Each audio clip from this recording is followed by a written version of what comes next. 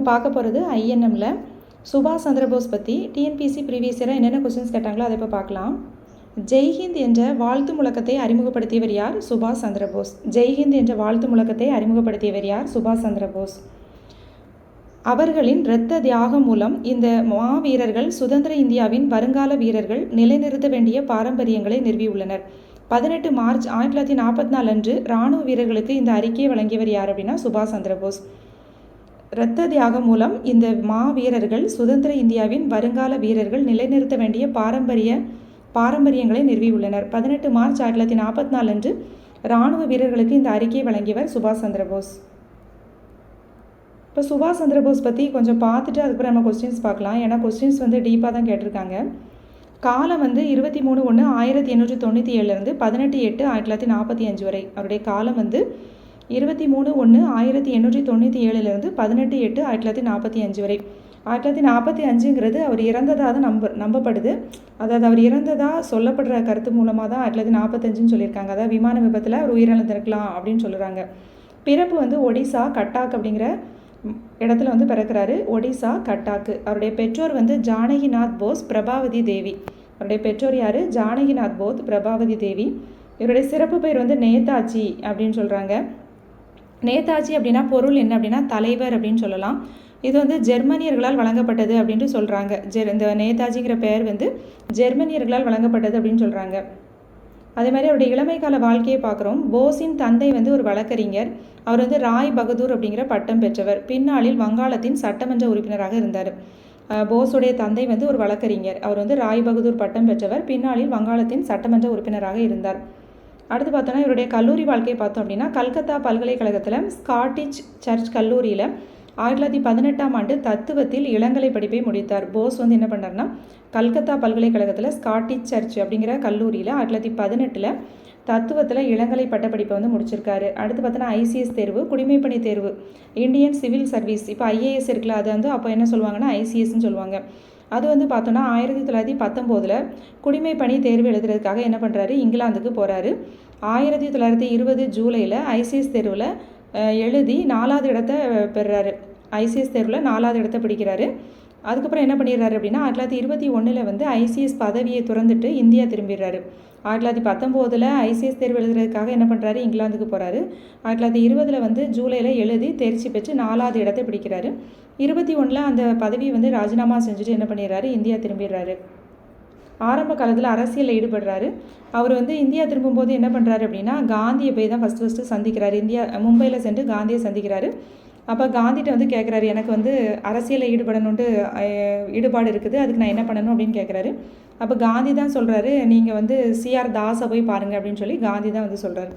இவருடைய ஆரம்பகால அரசியல் பார்த்தோன்னா ஆரம்பத்தில் கல்கத்தா காங்கிரஸின் தீவிர உறுப்பினராக இருந்த சித்தரஞ்சன் தாஸ், அதாவது சிஆர் தாஸின் தலைமையில் போஸ் பணியாற்றுறாரு. சிஆர் தாஸை தனது அரசியல் குருவாக ஏற்றுக்கொண்டார். ஆரம்ப காலத்தில் கல்கத்தா காங்கிரஸில் தீவிர உறுப்பினராக இருந்த சித்தரஞ்சன் தாஸின் தலைமையில் தான் போஸ் பணியாற்றுறாரு. சிஆர் தாஸை தன்னுடைய அரசியல் குருவாக ஏற்றுக்கொள்கிறாரு. போஸ் ஸ்வராஜ் அப்படிங்கிற செய்தித்தாளை தொடங்குறாரு. அதே மாதிரி சிஆர் தாஸ் தொடங்கிய ஃபார்வர்டு செய்தித்தாளின் ஆசிரியராகவும் இருக்கிறாரு. 1923ஆம் ஆண்டு அகில இந்திய இளைஞர் காங்கிரஸின் தலைவராகவும் வங்காள மாநில காங்கிரஸின் செயலாளராகவும் போஸ் தேர்ந்தெடுக்கப்படுறாரு. 1923 அகில இந்திய இளைஞர் காங்கிரஸின் தலைவராக அதே மாதிரி அகில இந்திய இளைஞர் காங்கிரஸின் தலைவராகவும் வங்காள மாநில காங்கிரஸின் செயலாளராகவும் போஸ் தேர்வு செய்யப்படுறாரு. அதே மாதிரி 1924 கல்கத்தா மேயராக சிஆர் தாஸ் தேர்ந்தெடுக்கப்படும் போது கல்கத்தா மாநகராட்சியின் தலைமை நிர்வாக அதிகாரியாக போஸ் பணியாற்றுறாரு. 1924 கல்கத்தா மேயராக சிஆர் தாஸ் தேர்ந்தெடுக்கப்படுறாரு. அப்போ போஸுக்கு என்ன பதவி அப்படின்னா கல்கத்தா மாநகராட்சியின் தலைமை நிர்வாக அதிகாரி அப்படிங்கிற பதவி கொடுக்குறாங்க. போஸ் கல்கத்தா மாநகராட்சியில் தலைமை நிர்வாக அதிகாரியாக இருக்கும்போது என்ன பண்ணுறாரு? பல்வேறு சீர்திருத்தங்களை கொண்டு வர்றாரு. இதை பார்த்துட்டு வெறுப்படைந்த ஆங்கில அரசு என்ன பண்ணுறாங்க அப்படின்னா 1924 அவர் மேலே பொய் வழக்கு போட்டு அவரை சிறையில் அடைச்சிடுறாங்க. கல்கத்தா மாநகராட்சியின் தலைமை நிர்வாக அதிகாரி இருக்கும்போது என்ன பண்ணுறாரு? நிறைய சீர்திருத்தங்களை கொண்டு வராரு. இதை பார்த்துட்டு வெறுப்படைஞ்ச ஆங்கில அரசு என்ன பண்ணிடுறாங்க? 1924 அவர் மேலே பொய் வழக்கு போட்டு அவரை ஜெயிலில் அடைச்சிடுறாங்க. ஃபஸ்ட்டு வந்து அலிப்பூர் சிறை, அடுத்து வந்து பெகாம்பூர் சிறை, அடுத்து மாண்ட்லே சிறை. மாண்ட்லே சிறை வந்து பர்மாவில் இருக்குது, அங்கே வந்து அடைக்கப்படுறாரு. இவர் வந்து ஃபஸ்ட்டு என்ன பண்ணிடுறாங்கன்னா அலிப்பூர் சிறையில் அடைக்கிறாங்க, அடுத்து வந்து பெகாம்பூர் சிறையில் அவர் அடைக்கிறாங்க, அடுத்து மாண்ட்லே சிறையில் வந்து அடைச்சிடுறாங்க. இப்போ வந்து இவரை வந்து என்ன பண்ணுறாங்க அப்படின்னா 1926 தேர்தலில் பங்கேற்கிறதுக்காக வேட்பாளராக வந்து அவரை வந்து அறிவிக்கிறாங்க. வேட்பாளரை அறிவிச்சாவது அவரை வெளியிடுவாங்க அப்படிங்கிறதுக்காக அவரை வந்து வேட்பாளராக அறிவிக்கிறாங்க. இருந்தாலும் ஆங்கில அரசு வந்து அவரை என்ன பண்ண மாட்டாங்கன்னா ஜெயிலேருந்து வெளியே விட மாட்டாங்க. அதனால் 1926 சிறையில் இருந்து கொண்டே என்ன பண்ணிடுவார், சட்டமன்ற உறுப்பினராக அவர் வந்து தேர்வு செய்யப்படுவார் 1926.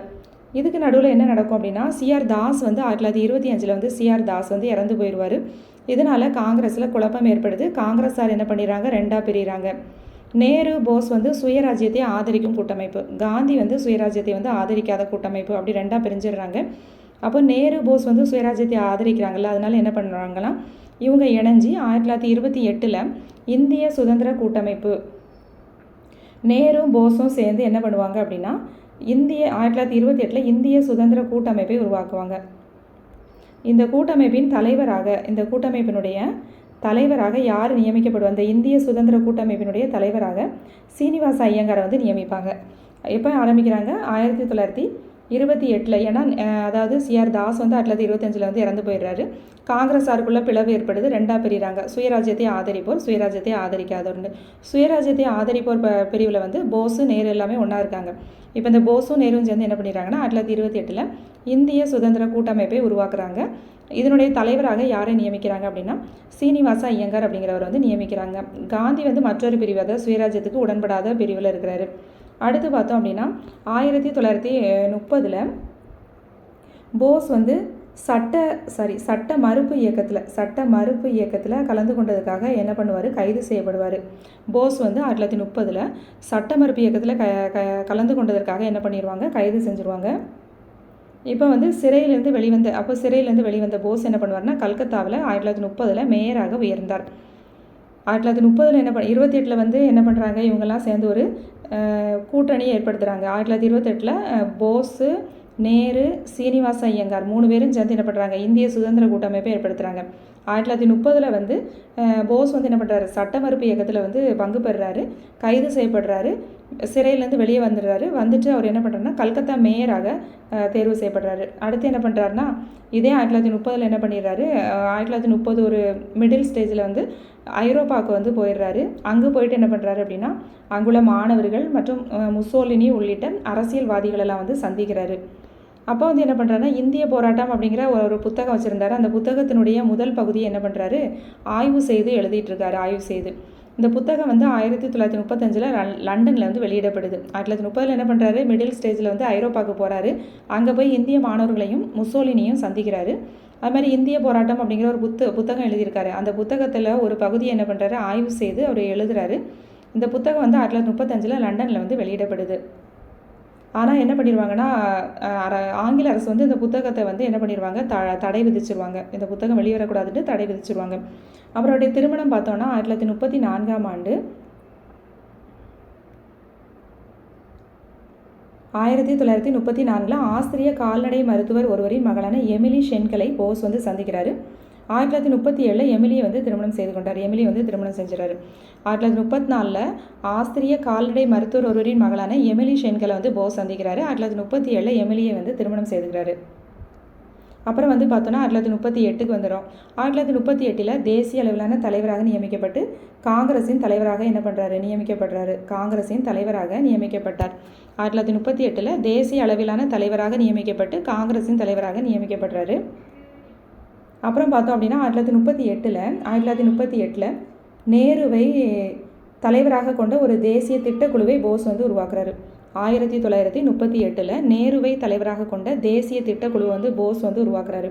அடுத்து காங்கிரஸ் மாநாடுகளுக்கு தலைமை. காங்கிரஸ் மாநாடுகளில் வந்து 2 காங்கிரஸ் மாநாடுகளுக்கு இவர் தான் வந்து தலைவராக இருப்பார். 1938 ஹரிபுரா காங்கிரஸ் மாநாடு, 1939 திரிபுரி என 2 முறை காங்கிரஸ் மாநாடுகளுக்கு இவர் வந்து தலைமை தாங்குறாரு. என்னென்ன காங்கிரஸ் மாநாடு, 1938 ஹரிபுரா காங்கிரஸ் மாநாடு, 1939 திரிபுரி காங்கிரஸ் மாநாடுகளுக்கு வந்து இவர் வந்து தலைமை வைக்கிறாரு. அப்போ பார்த்தோம் அப்படின்னா 1939 திரிபுரி காங்கிரஸ் மாநாடு இருக்குல்ல, அப்போ வந்து அது கூட இவரோட போட்டியிட்டவர் யார் அப்படின்னா பட்டாபி சீதாராமையா வந்து இவரோட போட்டியிடுறாரு. அவர் யார் அப்படின்னா காந்தியினுடைய ஆதரவு பெற்ற வேட்பாளர் பட்டாபி சீதாராமையாவுக்கு எதிராக போட்டியிட்டு திரிபுரி காங்கிரஸ் மாநாட்டில் தலைவராக போஸ் வந்து தேர்ந்தெடுக்கப்படுறாரு. 1939 திரிபுரி காங்கிரஸ் மாநாட்டில் காந்தியினுடைய ஆதரவு பெற்ற வேட்பாளரான பட்டாபி சீதாராமையாவுக்கு எதிராக போட்டியிட்டு அந்த இதில் வந்து தேர்ந்தெடுக்கப்படுறாரு. தனது ஆதரவு வேட்பாளரை போஸ் வந்து தோற்கடிச்சிட்டார்ல, அதாவது பட்டாபி சீதாராமையா, அதுக்கு வந்து காந்திக்கு வந்து அது பிடிக்கலை. எனவே காந்தி என்ன பண்ணுறாருன்னா உண்ணாவிரதம் இருக்கிறாரு. எனவே போஸ் என்ன பண்ணிடுறாருன்னா தனது பதவியினை ராஜினாமா செய்துவிட்டு 1939 ஜூன் 22 ஃபார்வர்ட் பிளாக் கட்சியினை வந்து தொடங்குறாரு. காந்திக்கு வந்து இவர் வந்து திரிபுரி காங்கிரஸ் மாநாட்டில் பட்டாபி சீதாராமையாவை எதிர்த்து போட்டியிட்டு வெற்றி பெற்றதில் அவருக்கு உடன்பாடு இல்லை. எனவே என்ன பண்ணுறாரு, அவர் வந்து உண்ணாவிரதம் இருக்கிறாரு. உண்ணாவிரதம் இருக்கிறதுனால இவர் என்ன பண்ணிடுறாரு, சரி இந்த பதவி நமக்கு வேண்டான்னு சொல்லிட்டு அவர் வந்து வெளியே வந்துட்டு என்ன பண்ணிடுறாரு, 1939 அதே ஆண்டில் ஜூன் 22 ஃபார்வர்ட் பிளாக் அப்படிங்கிற கட்சியை வந்து ஏற்படுத்துகிறாரு. அதே 1939 அக்டோபர் 6 போஸ் வந்து மதுரைக்கு போயிருக்கும்போது அங்கே தான் முத்துராமலிங்க தேவரை வந்து சந்திக்கிறாரு. அடுத்து பார்த்தோன்னா 2ஆம் உலகப் போர் வந்து வருது. 1939 2ஆம் உலகப் போர் வந்து தொடங்குது. இந்த 2ஆம் உலகப் போரில் பார்த்தோன்னா பிரிட்டிஷ் அரசு என்ன பண்ணுதுன்னா இந்தியர்களை கலந்து ஆலோசிக்காமலேயே இந்திய இராணுவ வீரர்கள் என்ன பண்ணுவாங்க, போரில் ஈடுபடுத்துவாங்க. இதற்கு எதிர்ப்பு தெரிவிக்கும் விதமாக என்ன பண்ணுவாங்கன்னா காங்கிரஸார் வந்து தங்களுடைய பதவியை வந்து ராஜினாமா செஞ்சுட்டு இருப்பாங்க. இன்னொரு பக்கம் என்ன நடக்கும்னா 2ஆம் உலகப் போரில் வந்து பிரிட்டன் வந்து தோல்வி அடையக்கூடிய நிலையில் இருக்கும். அப்போ வந்து போஸ் என்ன நினைப்பார் அப்படின்னா இதை வந்து நமக்கு சாதகமாக நம்ம பயன்படுத்தி கொள்ளலாம் அப்படின்னு சொல்லிட்டு நம்ம ஜெர்மனிகிட்ட போய் ஆதரவு கேட்கலாமா அப்படின்னு நினைப்பார். அதுக்கப்புறம் என்ன பண்ணுவார் அப்படின்னா 1939-40 அந்த ஸ்டேஜில் வந்து என்ன பண்ணுவார், இந்தியாவுக்கு வந்து ஒரு சுற்றுப்பயணம் மேற்கொண்டு இந்தியர்கள்ட்ட இருந்து ஆதரவை திரட்டுவார். இதை அறிந்த ஆங்கில அரசு என்ன பண்ணிடும் அப்படின்னா அவரை வந்து கைது செஞ்சுருவாங்க. அப்போ வந்து கைது செய்து சிறையில் அடைச்சிடுறாங்க. அப்போ சிறையில் வந்து அவருக்கு உடல்நிலை சரியில்லாமல் இருக்கும். அப்போது என்ன பண்ணிடுவாங்க அப்படின்னா 1941 அவரை வந்து வீட்டு காவலுக்கு மாற்றிடுவாங்க. அப்போ வீட்டு காவலில் அவர் இருக்கும்போது என்ன ஆயிடுவார்னா அவரே என்ன நினைப்பார்னா ஆள் மாறாட்டம் பண்ணணும் அப்படிங்கிற ஒரு ஐடியாவில் இருப்பார். ஆள் மாறாட்டம் பண்ணி நாம் வந்து இங்கேருந்து தப்பிச்சிடணும் அப்படிங்கிற ஐடியாவில் இருப்பார். அதனால் என்ன பண்ணிடுவார்னா வீட்டு காவலில் இருக்கும்போது ஃபுல்லாக தாடிலாம் வளர்த்து ஆளே அடையாளம் தெரியாத மாதிரி மாறிடுவார். அப்போ அப்படி மாறி என்ன பண்ணிடுவார்னா 1941 அவர் வந்து என்ன பண்ணிடுவார், மாறு இடத்துல அங்கேருந்து தப்பிச்சு போயிடுவார். பாகிஸ்தான் பெஷாவாருக்கு போவார். பெஷாவார்லேருந்து ஆப்கானிஸ்தான் காபூலுக்கு போவார். அங்கேருந்து இத்தாலிக்கு போய் ரஷ்யா போய் அங்கேருந்து ஜெர்மனிக்கு போயிடுவார். அவருக்கு என்ன இது ஆசை அப்படின்னா ஜெர்மனிகிட்ட போய் நம்ம வந்து உதவி கேட்கணும் அப்படின்னு அவர் நினைப்பார். அதனால் என்ன பண்ணிடுவார்னா பாகிஸ்தான்லேருந்து ஆப்கானிஸ்தான் போகிறாரு. ஆப்கானிஸ்தான்லேருந்து இத்தாலி போய் ரஷ்யா போய் அங்கேருந்து என்ன பண்ணிடுவார், ஜெர்மனி போயிடுவார். ஜெர்மனியில் போயிட்டு என்ன பண்ணுவார்னா ஹிட்லரை வந்து சந்திப்பார். ஆனால் என்ன நடக்கும் அப்படின்னா போரில் வந்து ஜெர்மனிக்கு வந்து தோல்வி இருக்கும். அதனால் ஜெர்மனியால் வந்து இவருக்கு போஸுக்கு வந்து பெரிய அளவில் உதவி செய்ய முடியாது. ஜெர்மனி வந்து இராணுவ உதவிகள் தான் செய்யாமல் இருக்கும், ஆனால் மற்ற உதவிகள்லாம் செய்வாங்க. ஜெர்மனி என்ன பண்ணுவாங்கன்னா ஒரு வானொலி நிலையத்தை, ஆசாத் ஹிந்த் அப்படிங்கிற ஒரு வானொலி நிலையத்தை வந்து போஸுக்கு வந்து ஆரம்பித்து கொடுப்பாங்க. இந்த வானொலி உரை இவர் வந்து என்ன பண்ணுவார்னா அப்பப்போ வந்து என்ன பண்ணுவார், அந்த வானொலியில் வந்து இவர் வந்து உரையாற்றுவார் போஸு. இந்த வானொலி உரையை கேட்டுட்டு தான் யார் வருவாங்க அப்படின்னா ஆபித் ஹுசைன் என்பவர் வந்து போஸுடன் வந்து சேர்ந்துருவார். இந்த வானொலி உரையை கேட்டுட்டு ஆபித் ஹுசைன் அப்படிங்கிறவர் வந்து போஸ்ட்டை வந்து சேர்ந்துருவார். பின்னர் இந்த போஸும் ஆபித் ஹுசைனும் சேர்ந்து என்ன பண்ணுவாங்கன்னா ஜெர்மனியிலேருந்து மடகாஸ்கர் சென்று அங்கிருந்து ஜெர்மனி நீர்மூழ்கி கப்பல் மூலமாக சிங்கப்பூர் போயிடுவாங்க. ஏன் சிங்கப்பூர் போயிட்டாங்க அப்படின்னா ஜெர்மனிகிட்டேருந்து இவங்களுக்கு எந்த இராணுவ உதவியும் கிடைக்கல. அதனால் என்ன பண்ணிடுவாங்க, சரி சிங்கப்பூரில் வந்து சிங்கப்பூருக்காவது போயிடலாம் அப்படின்னு சொல்லிட்டு என்ன பண்ணிடுவாங்க, சிங்கப்பூருக்கு போயிடுவாங்க. யாரும் போகிறாங்க, போஸும் அந்த ஆபித் ஹுசைன் அந்த வானொலி உரையாடலை கேட்டு வருவார்ல அந்த ஆபித் ஹுசைனும் சேர்ந்து சிங்கப்பூருக்கு போயிடுவாங்க. இருவரும் சிங்கப்பூருக்கு போவாங்க.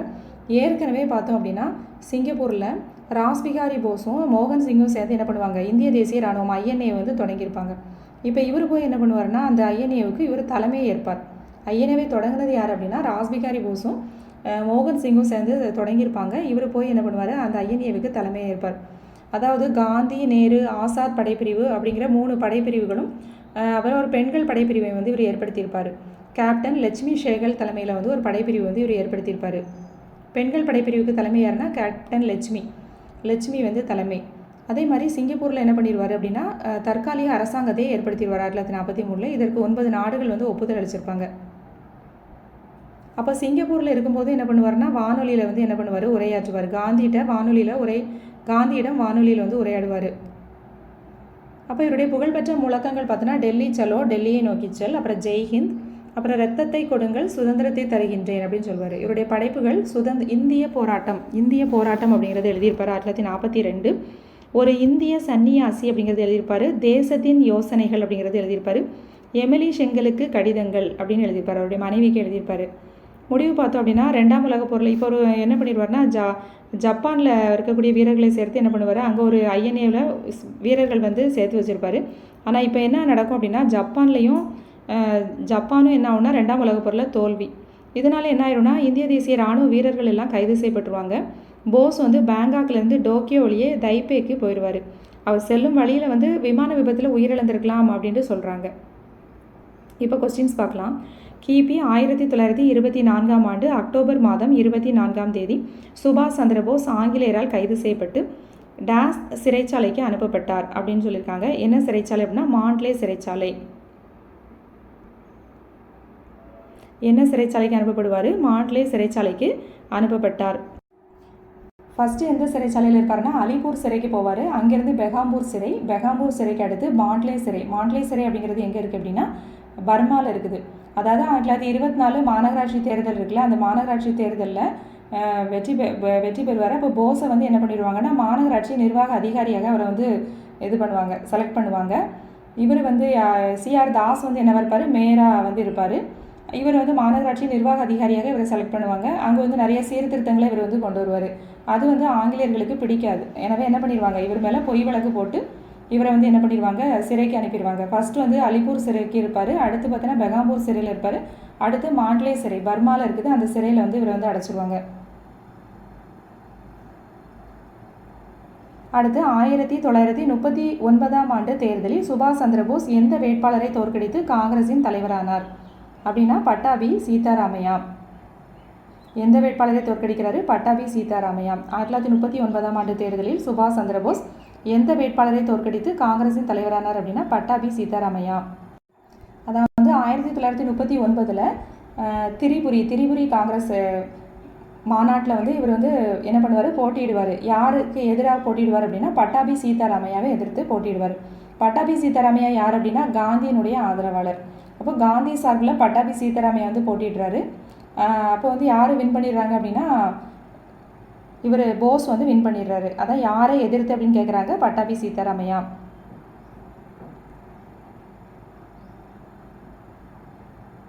சுபாஷ் சந்திரபோஸ் முற்போக்கு கட்சியினை தொடங்கிய ஆண்டு. சுபாஷ் சந்திரபோஸ் முற்போக்கு கட்சியினை தொடங்கிய ஆண்டு எப்போ அப்படின்னா 1939.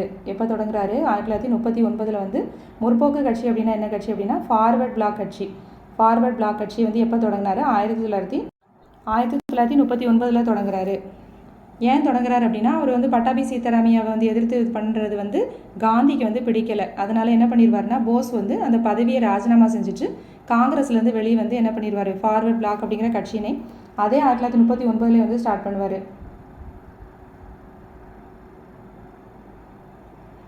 அடுத்து கீழ்கண்ட கூற்றுகளில் போஸை பற்றி சரியான கூற்று எது? சுபாஷ் சந்திரபோஸ் CR தாஸ் தலைமையில் இந்திய விடுதலை போராட்டத்தில் இணைந்தார். இது கரெக்டு. 1921 வேல்ஸ் இளவரசர் கல்கத்தாவுக்கு வருகை புரிந்த போது எதிர்த்து முழக்கமிட்டார். 1927 சைமன் கமிஷனை இவர் புறக்கணித்தார். வங்காள காங்கிரஸின் செயலாளராகவும் தலைவராகவும் பதவி வகித்தார். இதுவும் கரெக்டு. அப்போ எது சரியான கூற்றுன்னு கேட்டிருக்காங்க. சுபாஷ் சந்திரபோஸ் CR தாஸ் தலைமையில் இந்திய விடுதலை போராட்டத்தில் இணைந்தார். இது கரெக்டு. 1921 வேல்ஸ் இளவரசர் கல்கத்தாவிற்கு வருகை புரிந்த போது எதிர்த்து முழக்கமிட்டார். இதுவும் கரெக்டு. 1927 சைமன் கமிஷனை இவர் புறக்கணித்தார். இதுவும் கரெக்டு. வங்காள காங்கிரஸின் செயலாளராகவும் தலைவராகவும் பதவி வகித்தார். இதுவும் கரெக்டு. இப்போ ஆன்சர் வந்து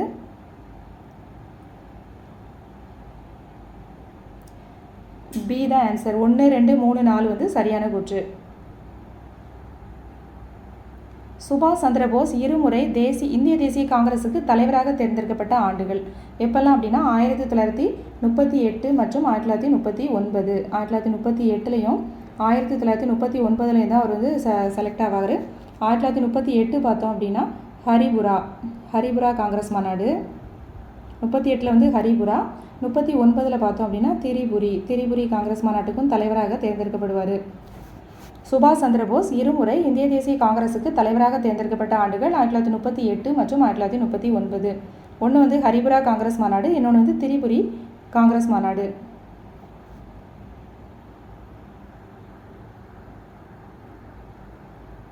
பின்வரும் தேசிய தலைவர்களில் இந்திய சுதந்திர போராட்டத்தில் கலந்து கொள்வதற்காக தனது குடிமை பணியினை விட்டு விலகியவர் யார் அப்படின்னா சுபாஷ் சந்திரபோஸ். பின்வரும் தேசிய தலைவர்களில் இந்திய சுதந்திர போராட்டத்தில் கலந்து கொள்வதற்காக தனது குடிமை பணியினை விட்டு விலகியவர் யார் அப்படின்னா சுபாஷ் சந்திரபோஸ். அவர் என்ன பண்ணுவார், ஐசிஎஸ் தேர்வில் என்ன பண்ணுவார், 1920 வெற்றி பெற்று 4வது நபராக தேர்வு செய்யப்படுவார்.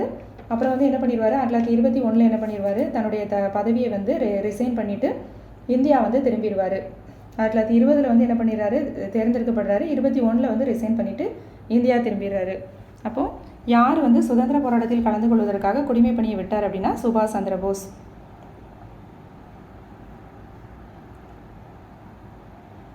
இரண்டாம் உலகப் போரில் ஜப்பான் தேச நாடுகளிடம் சரணடைந்த பின்பு சுபாஷ் சந்திரபோஸ் எங்கு சென்றார் அப்படின்னா பர்மோசாவில் உள்ள தைப்பேக்கு போவார்.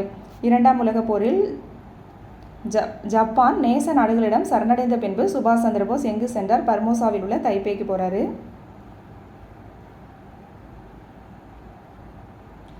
பின்வருவனவற்றுள் சரியான பொருத்தங்களை தேர்ந்தெடுக்க. பகத்சிங் இந்துஸ்தான் குடியரசு கட்சியின் மறுசீரமைப்பு. சுபாஷ் சந்திரபோஸ் எனக்கு ரத்தம் கொடுங்கள், நான் உங்களுக்கு சுதந்திரம் தருகின்றேன். சிசிர் குமார் இந்திய தேசிய இராணுவத்தின் நிறுவனர் கொடுத்துருக்காங்க. சுதேச கிருபாலினி ஒத்துழையாமை இயக்கத்தின் ஆலோசகர் கொடுத்துருக்காங்க. இதில் வந்து எதெல்லாம் கரெக்டு, சரியான பொருத்தங்கள் தான் கேட்டிருக்காங்க. பகத்சிங் வந்து இந்திய சுதந்திர கட்சியின் மறுசீரமைப்பு, இது வந்து கரெக்டு. சுபாஷ் சந்திரபோஸ் எனக்கு ரத்தம் கொடுங்கள், நான் உங்களுக்கு சுதந்திரம் தருகிறேன், கரெக்டு. சிசிர் குமார் வந்து இந்திய தேசிய இராணுவத்தின் நிறுவனர் கொடுத்துருக்காங்க, இது தப்பு. இதுக்கு வந்து யார் வருவாங்க அப்படின்னா மோகன் சிங் வருவார். அப்புறம் வந்து சுதேச கிருபாலினி ஒத்துழையாமை இயக்கத்தின் ஆலோசகர் கொடுத்துருக்காங்க, இது வந்து தவறு. அப்புறம் நமக்கு ஆன்சர் என்ன அப்படின்னா 1 மற்றும் 2 வந்து சரி. இப்போ ஆன்சர் வந்து பி, 1 மற்றும் 2 வந்து சரி. 1945 நேதாஜி சுபாஷ் சந்திரபோஸ் மர்மமான முறையில் இறந்ததை தொடர்ந்து ஒரு நபர் குழு தலைமையில் கீழ் விசாரணை நடத்துவதென இந்திய அரசாங்கம் முடிவெடுத்த சமயத்தில் அன்றைய உச்சநீதிமன்ற தலைமை நீதிபதி யாருடைய பெயரை பரிந்துரைத்தார் அப்படின்னா ஜிடி கோஸ்லா பெயரை வந்து பரிந்துரைத்தார்.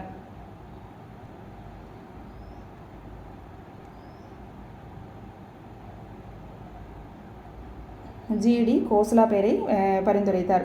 1945 நேதாஜி சுபாஷ் சந்திரபோஸ் மர்மமான முறையில் இறந்ததை தொடர்ந்து ஒரு நபர் குழு தலைமையின் கீழ் விசாரணை நடத்துவதற்கென இந்திய அரசாங்கம் முடிவெடுத்த போது உச்சநீதிமன்ற தலைமை நீதிபதி யாருடைய பெயரை பரிந்துரைத்தார்னா ஜிடி கோஸ்லா அவருடைய பெயரை வந்து பரிந்துரைத்தார். சுபாஷ் சந்திரபோஸுக்கு நேதாஜி என்ற பட்டம் எந்த நாட்டு இந்தியர்களால் வழங்கப்பட்டது அப்படின்னா ஜெர்மனி நாட்டு இந்தியர்களால் வழங்கப்பட்டது. சுபாஷ் சந்திரபோஸுக்கு நேதாஜி என்ற பட்டம் எந்த நாட்டு இந்தியர்களால் வழங்கப்பட்டது அப்படின்னா ஜெர்மனி நாட்டு இந்தியர்களால் வழங்கப்பட்டது.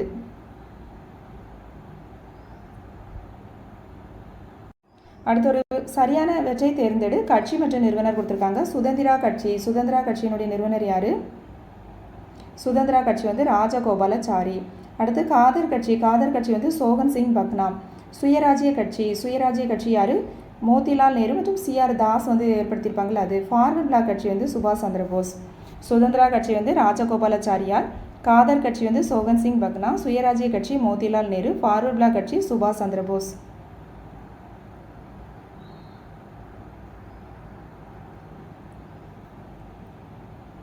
ஜெர்மனிய நாட்டு யூ வகை நீர்மூழ்கி கப்பலில் தெற்கு மடகாஸ்டருக்கு சென்றடைந்த ரகசிய கடற்பயணத்தில் சுபாஷ் சந்திரபோஸ் யார் கூட பயணித்தார் அப்படின்னு சொல்லி கேட்டிருக்காங்க.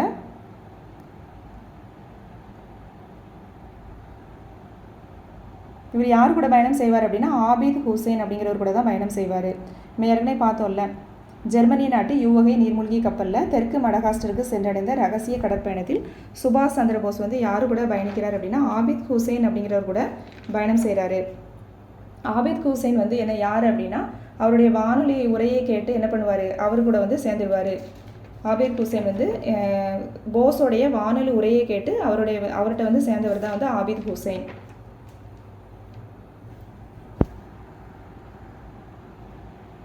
1928ஆம் ஆண்டு இந்திய சுதந்திர கூட்டமைப்பை நிறுவியவர் யார்? நம்ம ஏற்கனவே பார்த்தோம்ல, சுபாஷ் சந்திர போஸுடன் சேர்ந்து ஜவஹர்லால் நேரு மற்றும் சீனிவாச ஐயங்கார். இந்த இந்திய சுதந்திர கூட்டமைப்பு வந்து யார் வந்து தலைவராக இருப்பார் அப்படின்னா சீனிவாச ஐயங்கார் தான் வந்து தலைவராக இருப்பார்.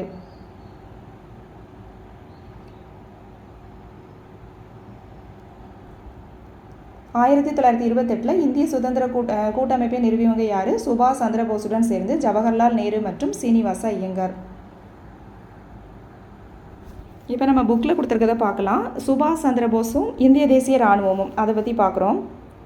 பிரிட்டிஷ் பேரரசுக்கு உட்பட்ட மலையா, பர்மா மற்றும் தென்கிழக்கு ஆசிய நாடுகளில் ஒரு பெரும் இந்திய படை நிறுவப்பட்டது. இந்த படைகளால் ஜப்பானிய படைகளுக்கு ஈடு கொடுத்து நிற்க முடியவில்லை.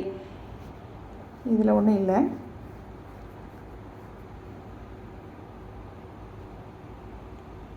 அதான் மலையாவில் இவ்வாறு கைவிடப்பட்ட பிரிட்டிஷ் இந்திய இராணுவத்தின் அதிகாரியான கேப்டன் மோகன் சிங் என்ன பண்ணுறாரு அப்படின்னா, அவர் யார்? பிரிட்டிஷ் இந்திய இராணுவத்தின் அதிகாரியான கேப்டன் மோகன் சிங் ஜப்பானியர்களின் உதவியை நாடிய போது அவர்களும் அதில் ஒரு நல்ல வாய்ப்பை கண்டார்கள்.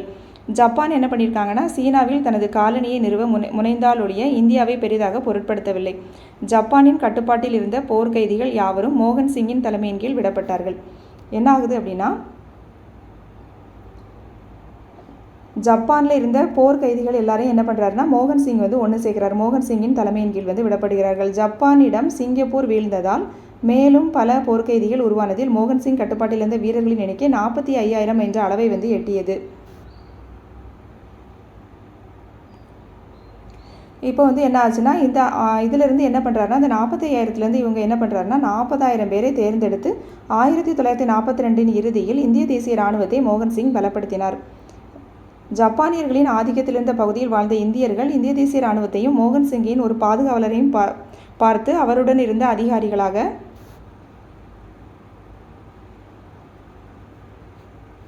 அவர் என்ன பண்ணுறாரு அப்படின்னா, மோகன் சிங் என்ன பண்ணுறாருன்னா, ஜப்பானிடம் சிங்கப்பூர் வந்து வீழ்ச்சி அடைஞ்சிருது. அதனால் என்ன பண்ணுறாருன்னா, மேலும் பல போர்க்கதிகள் உருவாவதில் மோகன் சிங்கின் கட்டுப்பாட்டில் இருந்த வீரர்களின் எண்ணிக்கை என்ன ஆகுதுன்னா 45,000 என்ற அளவை எட்டியது. இவர்களிலிருந்து ஒரு 40,000 பேரை தேர்ந்தெடுத்து 1942 இறுதியில் இந்திய தேசிய இராணுவத்தை வந்து மோகன் சிங் வந்து பலப்படுத்துகிறாரு. அடுத்து, வங்காள காங்கிரஸ் கமிட்டி தலைவர் உட்பட்ட அனைத்து பதவிகளிலிருந்தும் ஆகஸ்ட் 1939 இந்திய தேசிய காங்கிரஸால் விடுவிக்கப்பட்ட போஸ் தனக்கு ஆதரவு திரட்டி இந்தியா முழுமையும் சுற்றுப்பயணம் மேற்கொள்ளனானார். அவர் என்ன பண்ணுறாரு, 1939 அந்த பட்டாபி சீதாராமையாவை எதிர்த்து என்ன பண்ணுறாரு, போட்டியிடும்போது அது வந்து யாருக்கு பிடிக்கல, காந்திக்கு பிடிக்கலை. அதனால் என்ன பண்ணிடுறாரு, அவர் வந்து அந்த பதவியிலேருந்து ராஜினாமா பண்ணிடுறாரு. பண்ணிவிட்டு என்ன பண்ணுறாரு அப்படின்னா, அடுத்து இந்தியாவுக்கு என்ன பண்ணுறாரு, சுற்றுப்பயணம் மேற்கொள்கிறாரு. என்ன காரணம் அப்படின்னா, அந்த டைமில் பிரிட்டன் வந்து 2ஆம் உலகப் போரில் தோல்வி அடையக்கூடிய சூழ்நிலையில் இருந்துச்சு. அப்போ நாம் வந்து இதை வந்து சாதகமாக பயன்படுத்திக்கலாம் அப்படிங்கிற காரணத்துக்காக என்ன பண்ணிடுறாருன்னா, போஸ் இந்தியாவுக்கு சுற்றுப்பயணம் மேற்கொண்டு இந்தியர்களுடைய ஆதரவை வந்து அவர் வந்து பெறுறாரு. இப்போ இது வந்து ஆங்கிலேயர்களுக்கு தெரிஞ்சு என்ன பண்ணிடுறாங்கன்னா, அவரை வந்து கைது பண்ணிடுறாங்க. 1940 அவர் இது வந்து தெரிஞ்சு என்ன பண்ணாங்க, 1940 ஜூலை 3 அன்று கைது செய்யப்பட்ட அவர் தொடர் கண்காணிப்பில் வைக்கப்பட்டார். என்ன பண்ணிடுறாங்க, இவர் வந்து ஆங்கிலேயர்களுக்கு எதிராக நடக்க போகிறாரு அப்படிங்கிறத அவர் தெரிஞ்சு என்ன பண்ணிடுறாங்க, 1940 ஜூலை 3 வந்து அவரை வந்து கைது பண்ணிடுறாங்க. மேற்கொண்டு ஐரோப்பாவில் தொடர்ந்து நடந்த போரில் ஜெர்மனியே வெல்லும் என்று போஸ் நம்பினார். அவர் என்ன நம்புகிறாரு அப்படின்னா, ஜெர்மனி வந்து வெல்லும் அப்படிங்கிட்டு நம்புகிறாரு. அதனால் ஜெர்மனியுடைய உதவியும் நம்ம வந்து கேட்கலாம் அப்படின்னு அவர் நினைக்கிறாரு. அதனால் என்ன பண்ணுறாரு அப்படின்னா, அவர் அங்கேருந்து ஜெர்மனிக்கு போகிறாரு. ஜெர்மனிக்கு போய் அங்கே போய் ஹிட்லரையும் கோயபல்ஸையும் வந்து அவர் சந்திக்கிறாரு. ஜெர்மனி வந்து கண்டிப்பாக வென்றோம் போரில் அப்படின்னு நினச்சி. ஆனால் என்ன நடந்தது அப்படின்னா, ஜெர்மனிக்கு வந்து பின்னடைவு ஏற்பட்டுடுச்சு. ஜெர்மனி வந்து போரில் வந்து தோல்வி ஆயிடுச்சு.